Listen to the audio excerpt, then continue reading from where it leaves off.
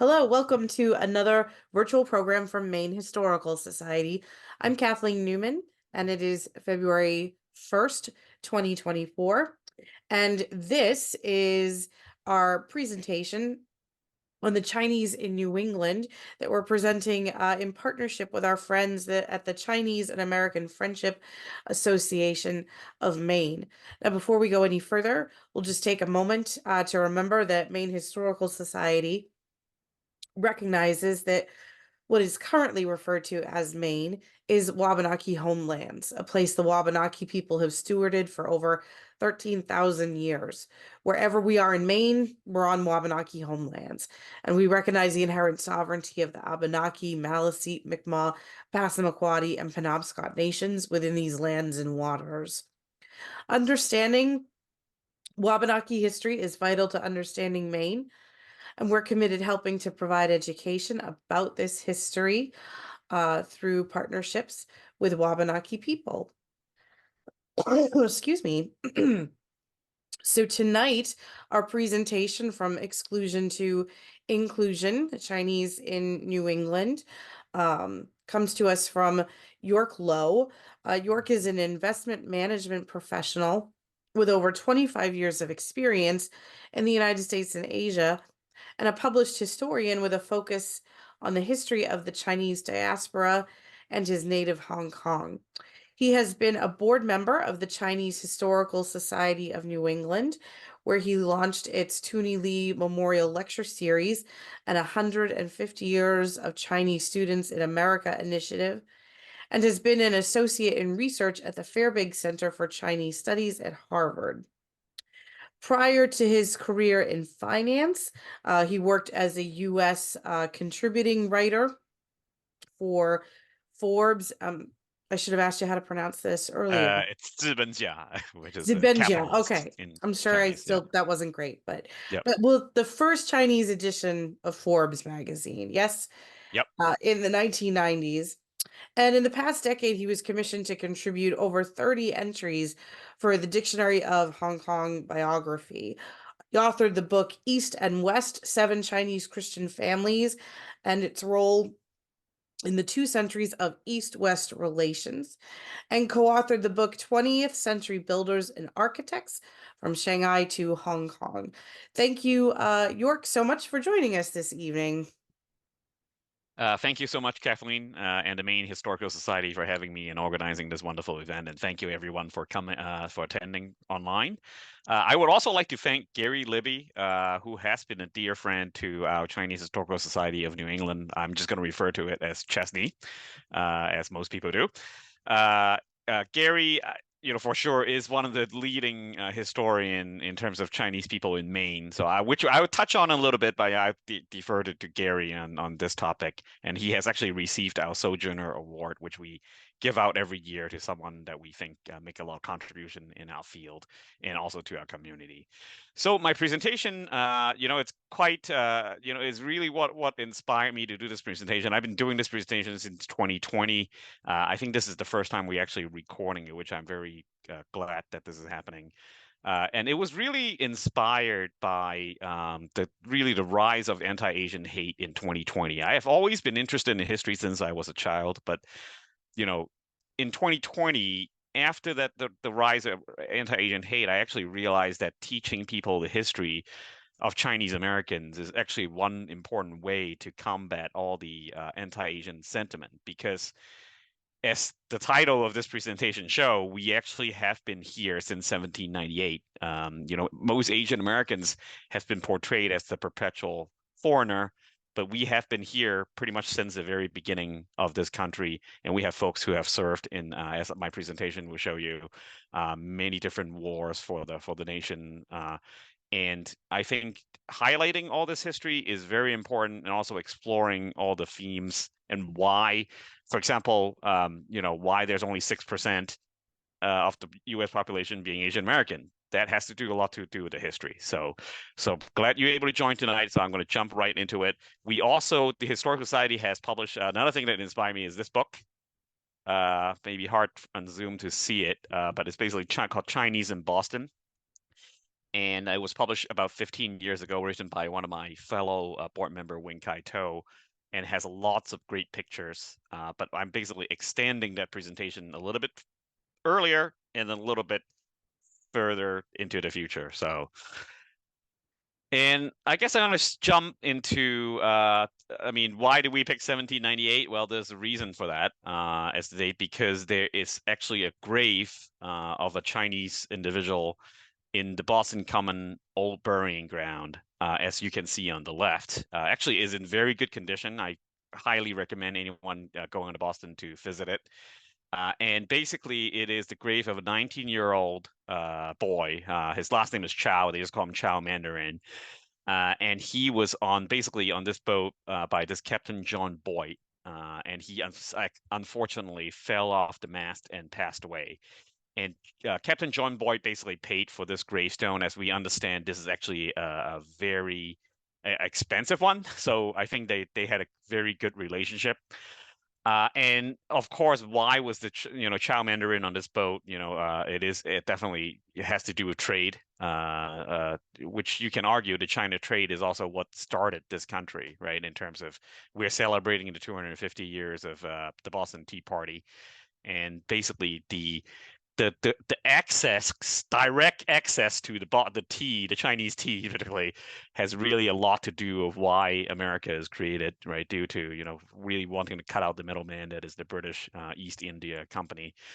And so this trade is what brought, Chow Mandarin here, who has been buried in the Boston Common for, over 200 years. And the fact is, it's really more celebrated in recent years. Actually, in fact, when we published our book, we didn't really write about this. So this history is celebrated more. And the interesting thing is there is a connection. I think a lot of you probably familiar with the painting on the right-hand side in this slide, which is a very famous painting painted in 1882 by John Singer Sargent. And it's called The Daughters of Edward Boyd. And you can see, the two giant vase in the background that also kind of tell you about the China trade background of this family.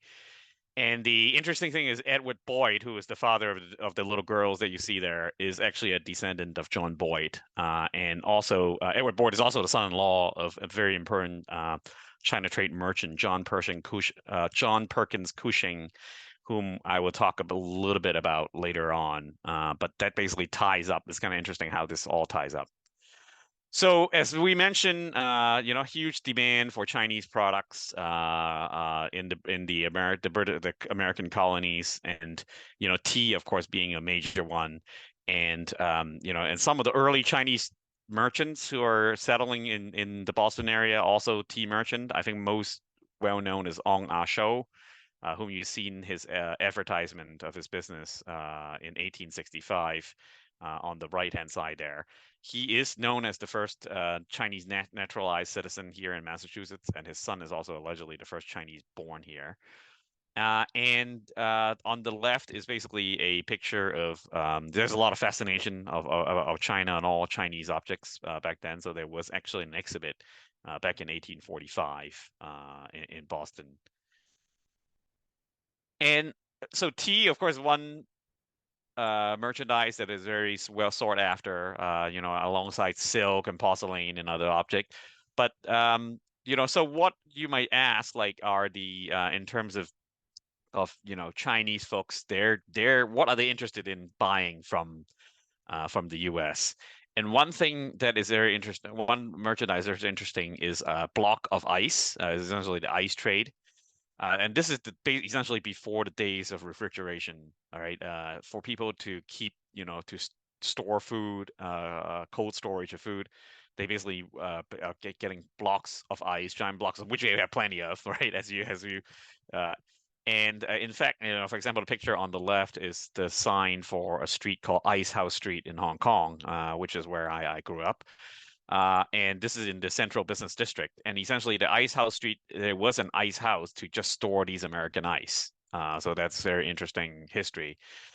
And in fact, there's a picture on the right that talks about the ice trade. And I live in Concord, Massachusetts, which is very well known for, one of our famous native son is Henry David Thoreau, the famous author, and he once wrote, the pure Walden water, right, Walden Pond, where it is mingled with the sacred water of the Ganges through the ice trade. So that is one merchandise that people are interested in. Okay. And so there's really not much. There's also like ginseng and sea otters. Those are other objects, ginseng. In fact, I think there's records of George Washington once writing about, selling more ginseng in order to raise more money for the revolutionary cause. So, the essentially, what really helped benefit the China trade from the American side was there's a lot of focus on this recently because of the exhibit on opium, the opium trade at Harvard.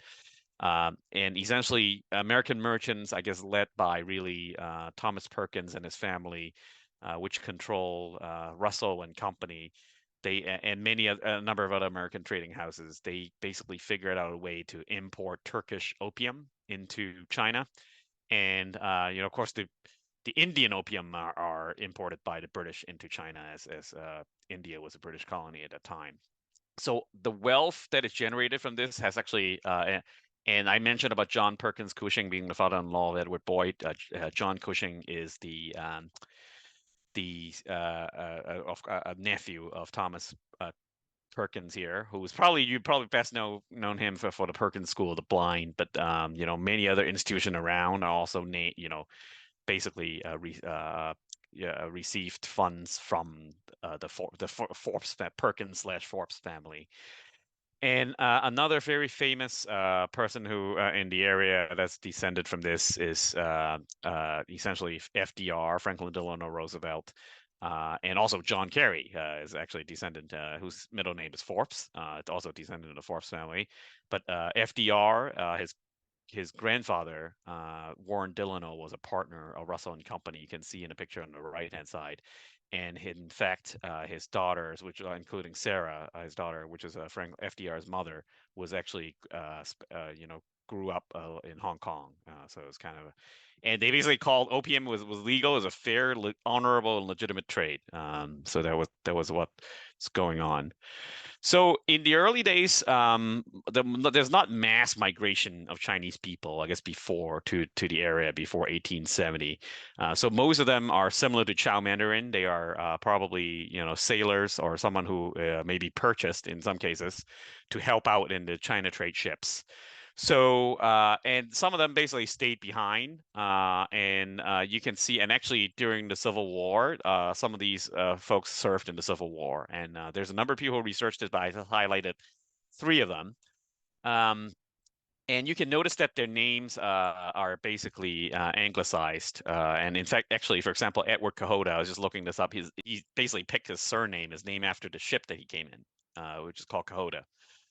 And then the guy in the middle, Joseph Pierce, he basically arrived in 1853, and at the time the president was Franklin Pierce, so he basically picked the surname Pierce.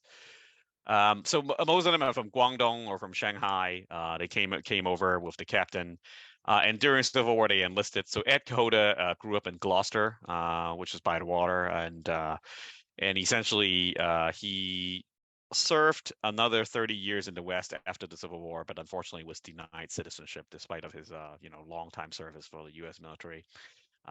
In fact, one of his descendants just recently developed a play based on his story. So, and then Joseph Pierce, he actually fought at Gettysburg, and he essentially settled down in Meriden, Connecticut. And there's also a book about Joseph Pierce, written by someone, Asian American soldier who is a reenactor who played Joseph Pierce in reenactment.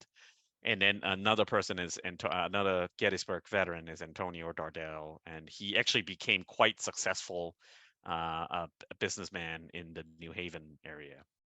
So, and so the first large group of Chinese people coming into the New England area, I would say, it's basically some of them are from essentially the Chinese workers who were working on building the western section of the Transcontinental Railroad, right? So in the 1860s, it was massive construction, 12,000 workers.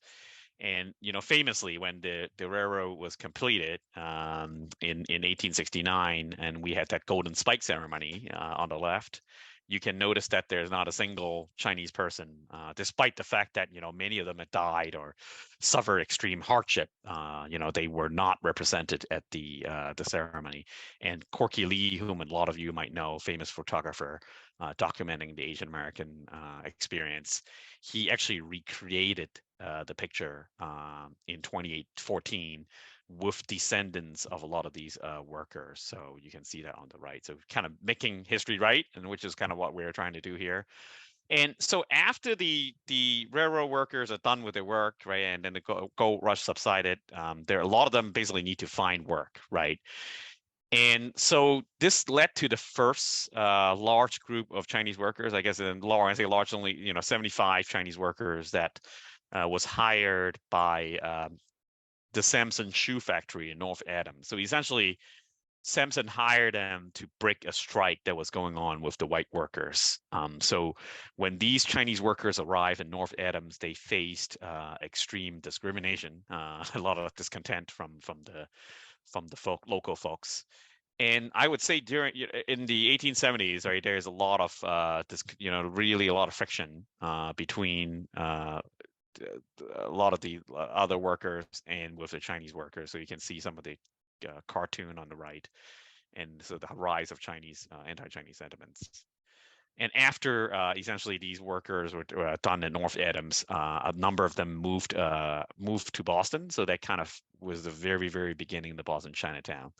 But one of this worker, want to tell kind of story of one of this individual. His name is Liu Kim Gong. So her last name is Lao, or Liu in Mandarin, and Lao in Cantonese. And he actually became he worked at the North Adams Shoe Factory, but he actually became really an expert in terms of growing citrus. So they call him the citrus wizard. And he moved down to Florida, to DeLand, Florida, and he actually was really making significant contributions to the citrus industry down there. So, in fact, they name a species of orange after him. And what is even, and he also worked for the family that owned the Oldsmobile, which they actually built a town called Oldsmar in Florida. And in fact, Mr. Olds was very fond of Liu Kim Gong. He named a road after him called Kim Gong Road down there. And the interesting story about that is, so you can see the picture on the left is one of the murals that are kind of him in Florida. And the interesting story is Kim Gong Road in Oldsmar, Florida, in the 1990s. There, because it actually was owned by a commercial real estate developer. They decided to why somehow they think that like Kim Gong Road, like the name is strange sounding, and not decided to rename it. And basically, the town cannot do anything about it because it's private property. But essentially, a city councilman who eventually became the mayor, he fought really hard. He actually was able to name another street Kim Gong Road in the town after him. So that was I think it was a good story of kind of anti-racist coming out of Florida. So all the anti-Chinese sentiments ultimately, led to the passage of the Chinese Exclusion Act in 1882, which essentially is the first legislation in the U.S. that is restricting immigration of a specific group, ethnic group. Right, it's introduced by the California Senator Horace Page, and it was supported by many. For example, Dennis Kearney was one of the well-known labor leaders, and was passed in the Senate by 32 votes. But I think one thing we can be proud of as New Englanders is most of the people who were dissenting against the 15 U.S. senators who voted against. A good number of them are from the New England area, including George Hoare, who was actually from my town of Concord. And he basically flat out called this, Chinese Exclusion Act nothing less than the legalization of racial discrimination. So, and now the Chinese exclusion, I think the key thing to highlight is the Exclusion Act specifically is targeting the immigration of labor coming in. I think in terms of other merchants and students were still able to come in, although it's extremely restrictive. And I think one thing that is in the New England area that's very interesting is, we also have the first group of Chinese students coming in around this time period. And it's really thanks to Yong Wing, who is the first Chinese to graduate from American College from Yale in 1852. He was brought over by American missionary. And he basically went back to the Empress Dowager in China at the time, the Qing government, and basically tell them that they should set up. There was a time period when there was very active movement in China to basically learn all the techniques from the West, right, so that they can catch up, right, technologically. And so Yongwing started something called a Chinese Educational Mission, which basically in 1872 brought over the first 30 groups of students. They are all, average age only 12. I mean, it's hard to imagine. It's very young students. And over time, over the 10 years which this program ran, there was 120 in total. So which is why, I think in the beginning, in the introduction, we mentioned, Kathleen mentioned that I'm running something called 150 years of Chinese students. We're counting from that 1872, right? So, exactly. And so these young boys basically are assigned to live with local families, and they learn English. And they were also basically, once they learn enough English, they basically sent to local high schools, right, such as Phillips Academy Andover was one, and then the Hartford Public High Schools is another one. And a lot of these students became actually very prominent individuals, based, kind of leveraging the knowledge that they have. I've just got to highlight one. There is a website that the descendants of the CEM students have launched called CEM Connections. So you can look at all profiles of all 120. But Liang Cheng, I think, is probably the most one of the most prominent one. And he essentially went to Andover, and you can see the picture on the right in 1881, which is 1 year before the Exclusion Act. And also, sadly, the year that the CEM was canceled. And you can see him on the right-hand side seated first from the right. And what you notice is the appearance is very different, right? Because back in the previous picture, you can see them all in traditional gowns. And also at the time, because China was controlled by the Manchus, and the Manchus basically mandate all Chinese to follow the same hairstyle that they have, which is to shave the front and then basically wear a long queue. You notice that here, Liang Cheng already removed that, right? So that is part of the reason why the CEM was canceled, in addition to all the anti-Chinese sentiment, is also because a lot of the conservative government officials, when they saw some of the students changing the appearance, changing the hairstyle, which actually was a punishment by death, actually, in China, if you do that back in that time. So some of the conservative officials were concerned about the students being corrupted by the West. So, but nevertheless, a lot of these students, they continue to go on to college, or they actually move back, right? Another famous person would be the Jian Tianyou, who was often known as the father of Chinese railroads. But Liang Cheng became a diplomat, and he actually came back to Boston when he was serving as the U.S., I guess the Chinese ambassador, or they call him minister to the U.S. in 1903. And later on, I will talk about, he also did something that actually really helped kind of promote U.S.-China relationship. But if you go to Phillips Academy Andover right now, they have a giant mural in the library, and actually it has, just giant mural actually has Liang Cheng in it. So the anti-Chinese, so kind of switching gear, I guess back to the development of Chinatown and the anti-Chinese sentiment under the Exclusion Act, right? So basically, unless you have, you're born here, which is really thanks to the Wong Kim. I'm not going to go into the detail, but the Wong Kim Ark case, which basically, created birthright citizenship. It was very difficult for Chinese to come in, and the Chinese who were able to stay behind, basically faced very significant discrimination. And one thing that is really kind of overlooked by history now, and I was discussing with one of our kind of co-founder earlier on too, and he actually listed this as one of in 1903, the Boston Police Department actually entered the Chinatown and rounded up over 30 Chinese, basically accusing them of being illegal immigrants. And as it turns out, very few of them, were illegal. And this major incident essentially was, just an example of kind of the anti-Chinese sentiments at the time.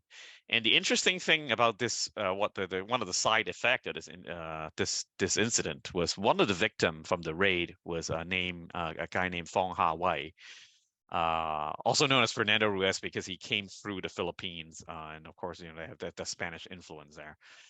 He was so distraught by this incident, he actually committed suicide, taking poison right in front of the U.S. consulate in Shanghai in 1904. And this ignited, probably even to this day, actually the largest anti-American boycott in 1905, which basically brought the U.S.-China trade to a halt at the time. And it also led to the development of local industries in China. So one of them being cigarette. And in fact, one of the cigarette makers used Feng Hawaii's, image to make cigarettes here. And so, because of the Exclusion Act, and one thing I want to mention is, even the students were very that I mentioned from the CEM, they were having tough time staying here. So a lot of them went back because of that. So, for example, one person, his name is Hong Yan Chang, who is the first Chinese to graduate from the Columbia Law School. He actually was denied admission to the California bar. So he was not able to practice as a lawyer despite passing all the exams and all that. So it was very difficult. But basically, Chinese folks were forced into, outside of the academic, forced into, restaurants and laundries. And I guess one example of laundry, kind of tying back to Maine, is the story of, I guess, Doggin and Toyland Goon. And of course, Doggin Goon, came to Boston in 1912 from Toisan, which is where a lot of early Chinese American immigrants came from. He served in World War One, so the Chinese folk served in World War One, and he sadly passed away, in 1941. And his wife, Toyland Goon, who's quite well known, I guess, in Chinese American history for Maine, operated a hand laundry in Portland from 1921 to 52. And essentially raised a large family, including we actually just have our annual meeting for the Historical Society last week. And I guess Toyland is the mother-in-law of Amy Goon, who's obviously very well known in the local community here as the founder of South Cove Manor. And her husband is Toyland's son. So he raised 8 children. They all went to universities, all have, good professional jobs. And she was named America's Mother of the Year in 1952. So, and I guess going back to, Boston Chinatown, I guess, as I mentioned, 18th, and definitely I want to refer to, if you're interested in the development of Chinatown, definitely go to the website called ChinatownAtlas.org, which is developed by Tunny Lee, who is one of our longtime collaborator. But by the 1920s and 30s, there were a period of kind of expansion in the Chinatown, where there are many new businesses and organizations. Some of them still exist today. So Kwong Kao School still exists today, founded in 1916. And then actually, speaking of the annual meeting we just had, we honored CCBA, the Chinese Consolidated Benevolent Association, which was incorporated formally in 1923. So they're celebrating the 100th anniversary. So there are CCBAs that are set up all across, I guess, the U.S. to really help defend the interest of Chinese. And development Chinatown is really one area, is really actually, back then it was also not very safe, and you can argue even to this day it's actually not necessarily all very safe for Chinese sometimes to venture out in a different community. And you can see the picture here is, one of the most famous restaurant in Boston Chinatown in before the 1950s is started by Ruby Fu, who was very, very successful restaurateur. Over time, she actually had 11 restaurants carrying her name. And the building that you see in the next to the Ruby Foo's restaurant with the pagoda is the China Merchants Association building. That still stands today. It's kind of a landmark for Chinatown, and it's actually designed by Edwin Chitton Park, who you see there. He is an MIT graduate. He actually was born in Boston, went back to Hong Kong. Interestingly enough, went to the same middle school that I went to, and then came back to the U.S. And eventually he settled down in Washington D.C. But he was, early example of an architect who helped build buildings in both Boston Chinatown and other places. So so I mentioned about Liang Cheng earlier, being the diplomat, and of course in 1900, as most of you remember, there's the Boxer Rebellion, and as a result, 8 foreign countries invaded China, and as a result, the Chinese government had to pay a huge indemnity to all these foreign powers.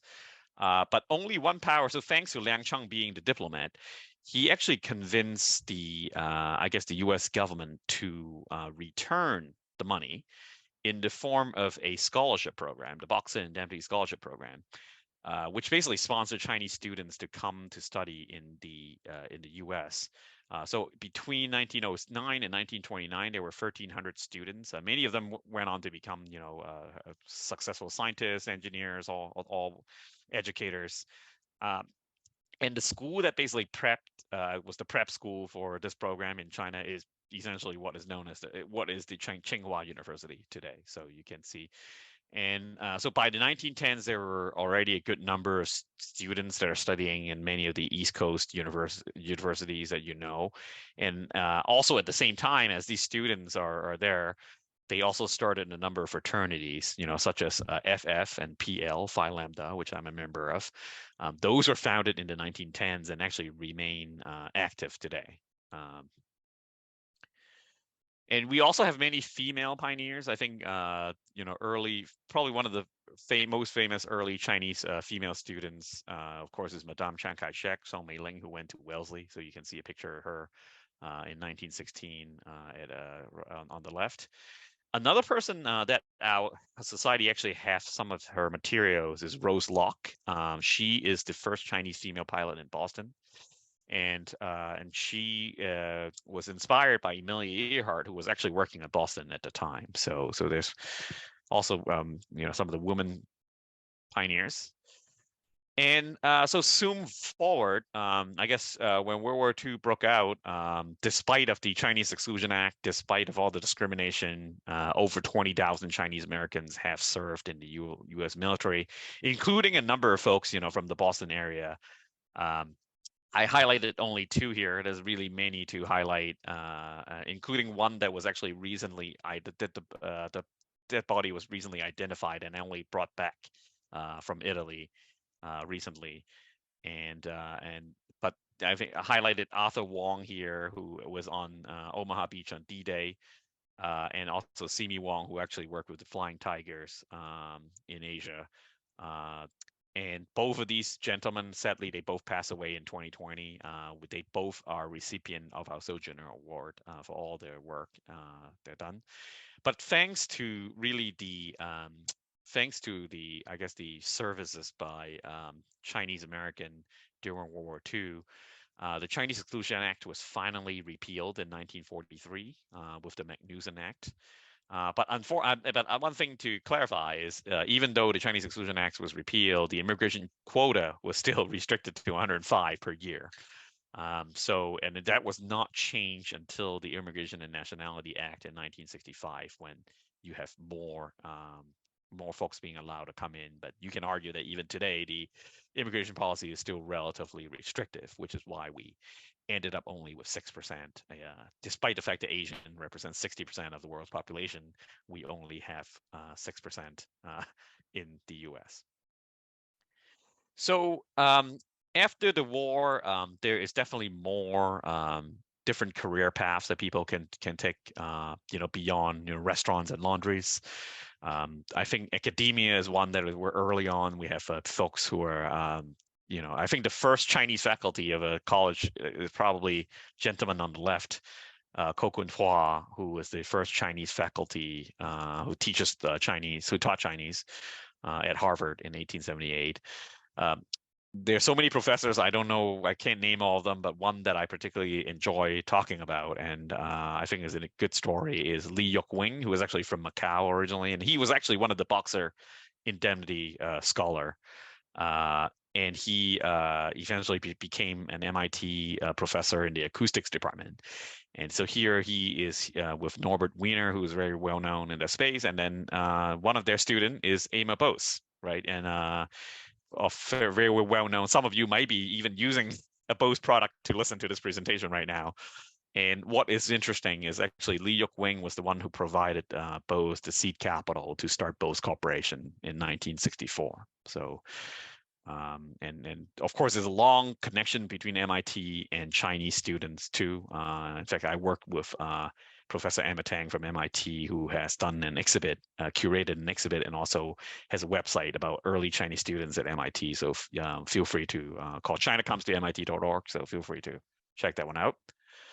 And then, of course, technology and life science space, there are lots of Chinese, but I think, highlighting the pioneer, I think without, well-known, probably Dr. Anne Wang, everybody knows, as the founder of Wang Laboratories, really inspired, I guess, many immigrant entrepreneurs, right, not just Chinese, after him to start company in the technology realm.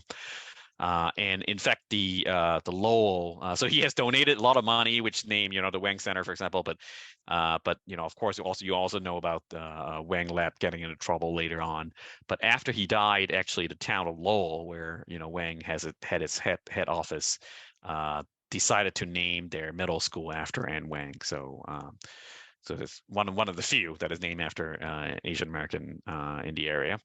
And then the person on the right is Ming-Che Chang, and his work at the Wooster Foundation essentially resulted in the first birth control pill and the first test tube baby. And then architecture, already talked about at Chin Park as an example. IMPay, of course, another very well-known example, and many of his monuments, I guess, works in the Boston area. And Yu Sing Zhong, maybe a little bit lesser known, but someone that I happen to know and actually took this picture. He started a firm, Joan Brennan. He also designed many famous office buildings in the area. But probably a lot of you are probably most familiar with one of his work is actually the gate, the iconic gate in the Boston Chinatown. So he sadly passed away in 2022. And then financial service, we also had in the 50s starting to have a number of pioneers in the space. And that is it. Zhero Zai is probably the best known. He was one of the country's first star fund managers when he was working with Fidelity. And then later on, he became the first Chinese CEO of a Dow Jones Industrial Company. Primerica was a company. And a lot of folks in Boston University and Boston know him, the Thai Performance Center. He donated that one. And I think another interesting story is Madeline Wong, and she and for some of you might know that I actually work for John Hancock, but I think and I actually had the good fortune of when we gave the Sojourner Award to Madeline to research her story. And there's tons of materials about her, but she became one of the first female agents for the firm. And what was very interesting is she focused on a niche that at the time, I guess, not a lot of people were focusing on, which is the Chinese American market in the area. And what he would do, I guess this is before we have big data and all that, right? He would actually go down to the city hall in Boston and looked for every single baby that was born with Chinese last name and then start going to those families. So he was very successful. In fact, it was so successful. I mean, in our historical society, we have a calendar that she produced that basically listed every single Chinese business around. It's kind of like a phone book, if you will, also. And also which which insurer they were going, each of those restaurant or business was going with, and you can see many of them were Hancock. So it was, Madeline was definitely a connector, and she was a top producer for many, many years. And there's some very interesting pictures of her being the only female in a largely white male dominated group of producers. Arts and entertainment. A lot of you know Yo-Yo Ma, of course, from the Boston area. Joyce Chen. Now there's many, many folks who are, on the web or on TV that are, chefs that are Asian American. But I think Joyce Chen, the restaurateur, was really the first to the first to have a Chinese cooking show on American TV, right? She was the same time as Julia Child. And really kind of brought Chinese cooking to the mainstream. So there is a street in Cambridge, which is where her restaurant was, and she lived in Cambridge, Massachusetts.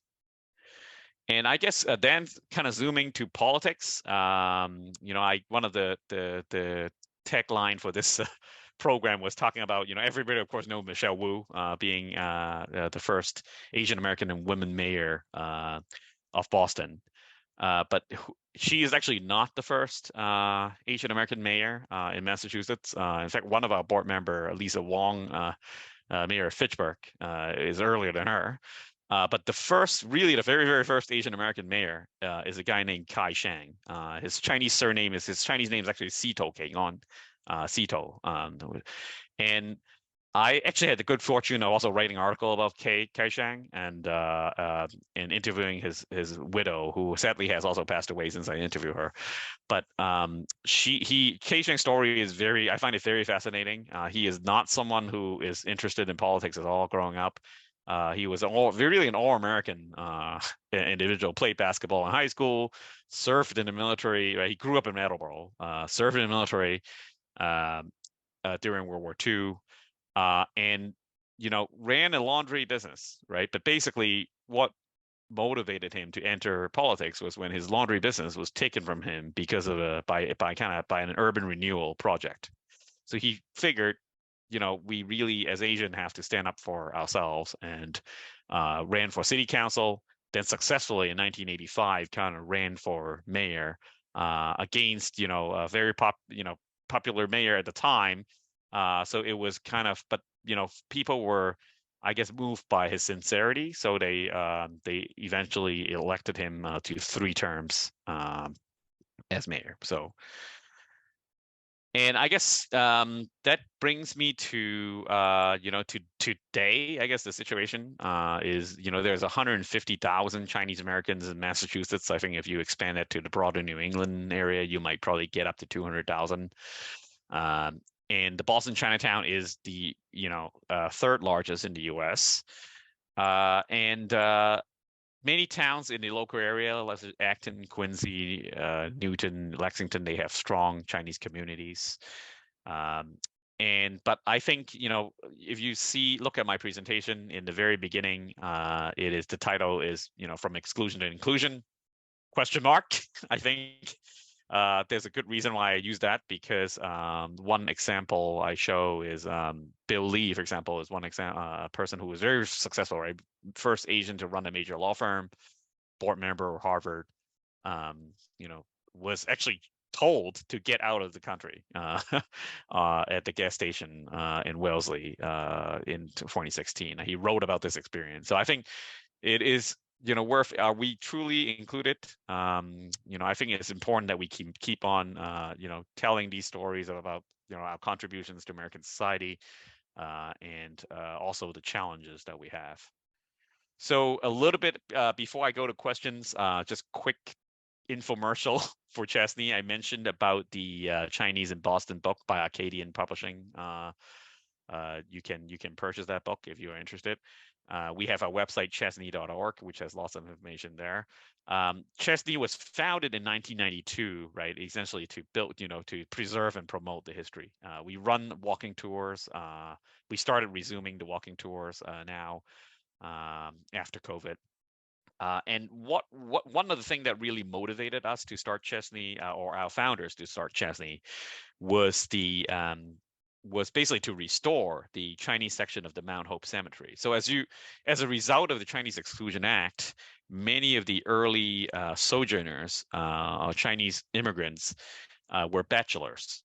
They basically don't have any relatives.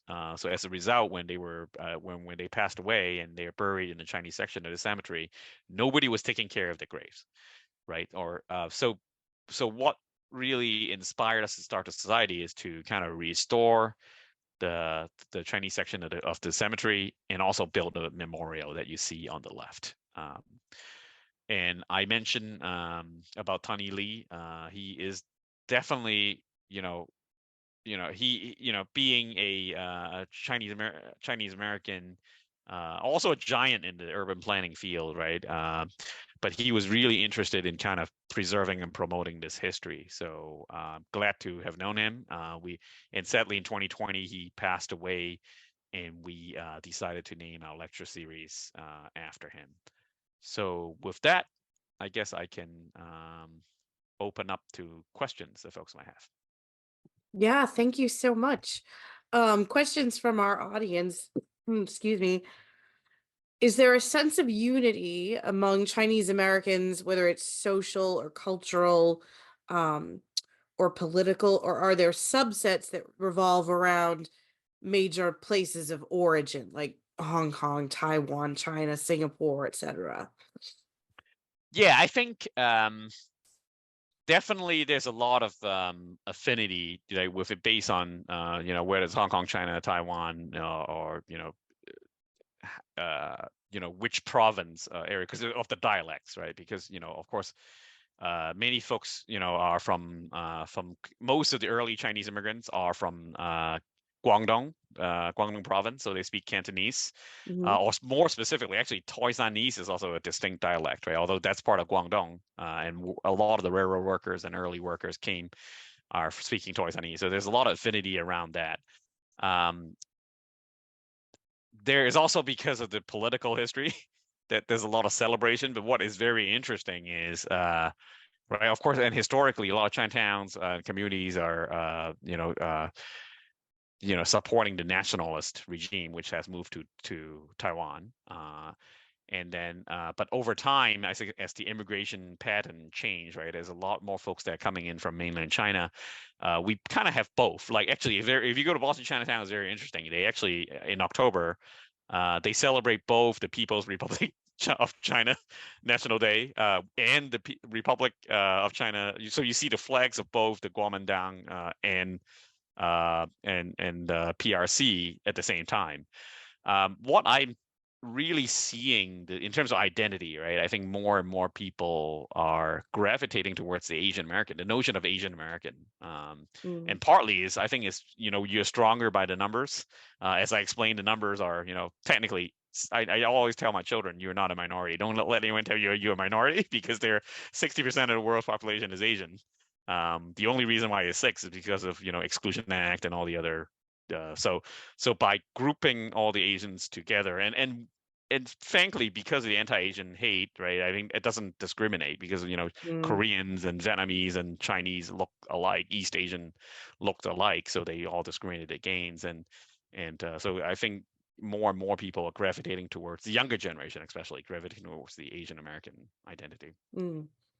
Now, you mentioned that Boston has what's considered the third largest Chinatown in the Mhm. country. Yes. So when you think about a place like Maine, is there any particular city or part of the state where you would say there's a strong sense of Chinese culture or a strong Chinese community?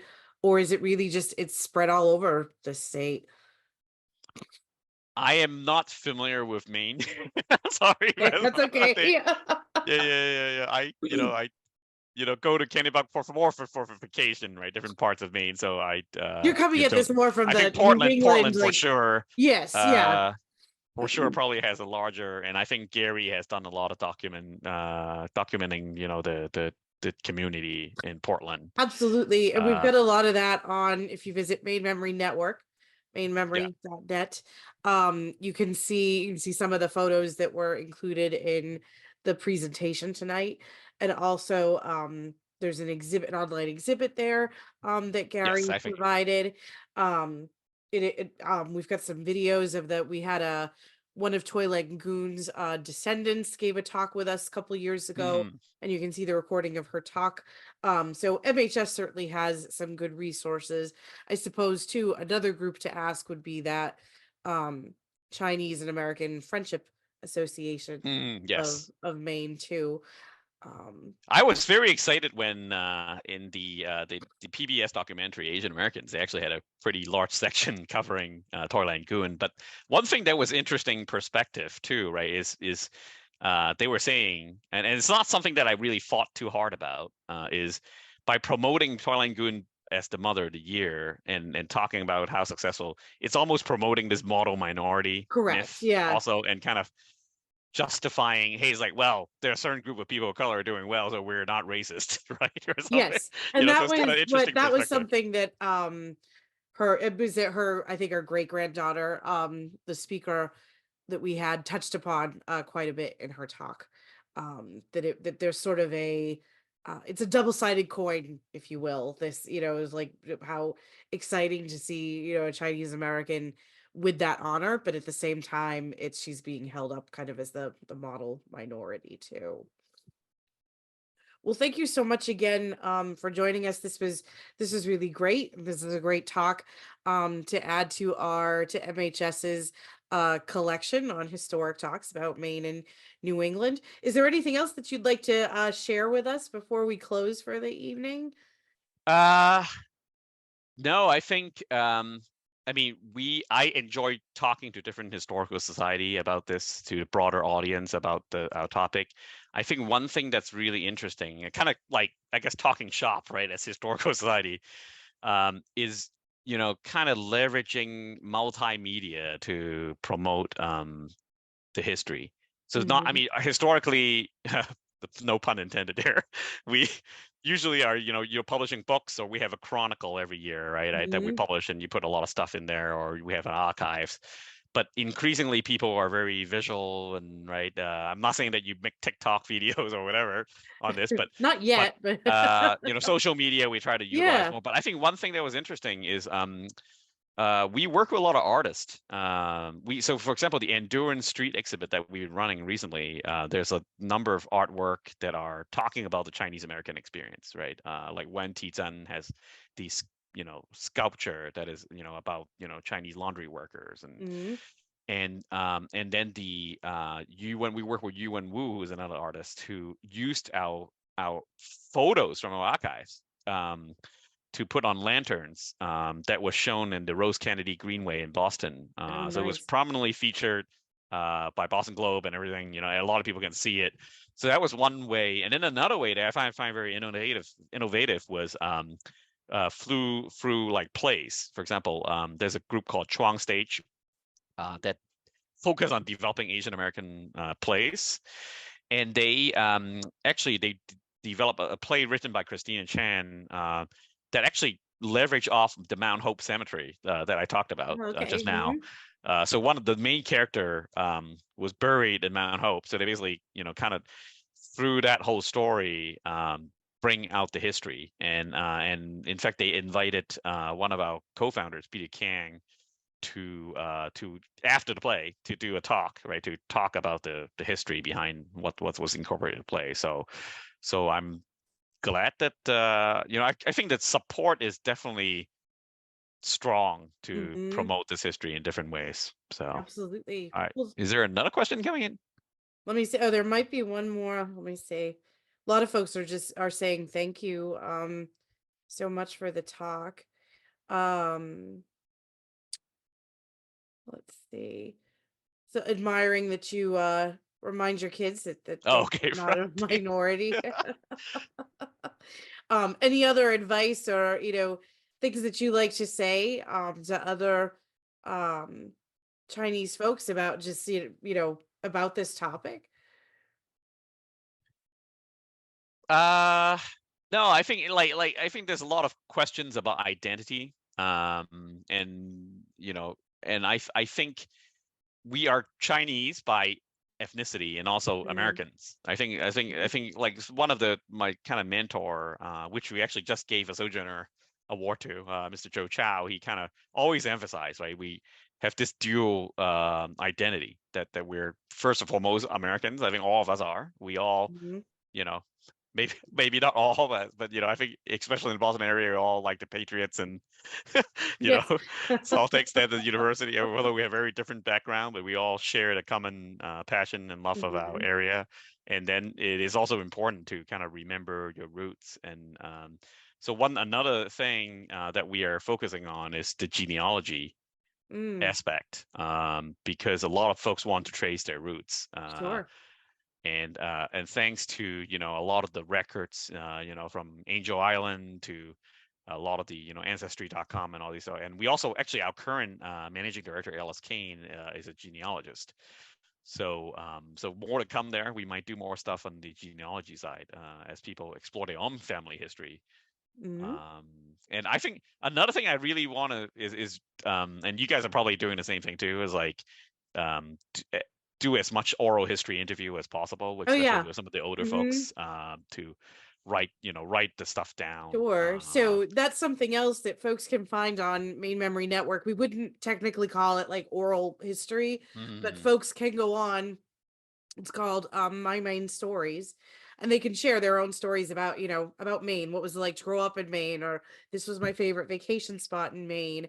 Or, a story like my parents immigrated from China to Maine and I Mhm. grew up in Bangor. So you can see stories like Toy Langoons, from folks that are, that are still with us today, um and want to share their own experiences. We're capturing those with My Main Stories.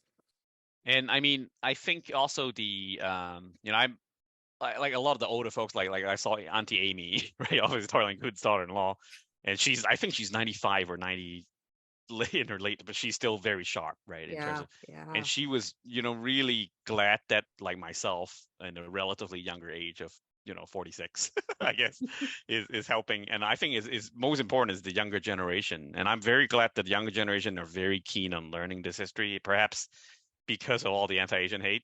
Hmm. So there is various groups locally in Boston that are pushing for incorporating anti-racist education or Asian American history. I don't know if that's going on in Maine too. Like there's like Lexington, in my town next town over, they just voted to incorporate Asian American history into their Yeah, curriculum. it's not something we've seen happen like officially at the state level again, but I think Mm, that where you have, one of the things I always remind people about education in Maine is that Maine is there's local control, that right, right. Portland kind of determines. We'll use Portland as an example. Um, that they really kind of determine, what's our curriculum going to look like. And I think in a city like Portland, where you see so much diversity, where Mm, there's such a large immigrant population, I think there's something like, I want to say upwards of 60 different languages represented by students wow. in the Portland schools. Um, you do see people like, I know, the Lunar New Year is Mm, coming up. yep. That's something that you would expect to see students in Portland schools talking about, studying, celebrating. So even though it's not anything real official, I think that it is something that you will find in play, especially cities with so much diversity like Yeah, Portland. we are seeing. I mean, historically, always a lot of the colleges they ask us for walking tours, or they have Asian Mhm. study or other just general student. But now, increasingly, high school students are a number of high schools are introducing Asian American history classes. That's So great. we'll be actually in the 2 weeks we'll be hosting another group from a high school in Connecticut that's coming in. Excellent. So Excellent. yeah, very glad to see that. That's And awesome. yep. And Awesome. also another group that is a lot of companies are now developing these employee resources groups. I think Mhm. historically, a lot of Asian, like myself, who work for a company, we try to almost hide our Asianness. But I was like, how can you? Well, you look the way you look, right? It's like, right. So, but now I think there is a more stronger sense of identity, and so there's a Hmm. lot of these employee and the companies all encourage different groups Hmm. to start there, right? Whether it's women's or veterans or Black Sure. and Latinos group. So a lot of those groups are interested in activity, so they, historical society can play a role to support That's these. great. Too. Well, thank you again. This was really interesting topic, really some interesting stories tonight, and interesting too to learn about groups like the Chinese Historical Society of New England. So I hope that we'll have a chance to work together again. If you're ever in Portland, let us know. We'd Yep. love to show you the Look forward to it. Thank you for Historical having me tonight, Society. and I guess I wish everybody a early, happy, healthy, and prosperous year of the dragon. So, Excellent. Thank you very much. yeah, And thank thanks, you. folks, for being with us. We'll see you again soon. Thank you.